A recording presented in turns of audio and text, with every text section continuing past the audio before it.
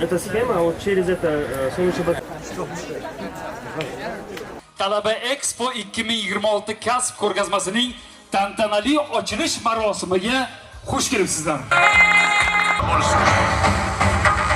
O'zbekistonning 3-renessansini kim barpo etadi? Albatta sizlar. Xalqimiz, vatanimiz sizlarga ishonadi.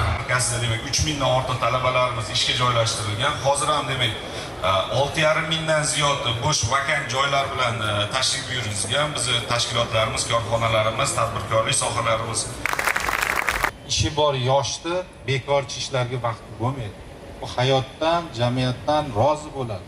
14-fevral kuni hurmatli prezidentimiz yoshlar bandligi, ayniqsa oliy ta'lim tashkilotlari bitiruvchilarini band qilish bo'yicha yangi tizim qilasizlar degan maqsadda kelajakka qadam dasturini amalga oshirish bo'yicha 61-sonli qaror imzoladilar. Bugun Farg'onada bitiruvchi talaba yoshlar uchun Talaba Expo 2026 kasb ko'rgazmasi bo'lib o'tmoqda. Jarayon bilan sizlarni birma-bir tanishtirib o'tamiz.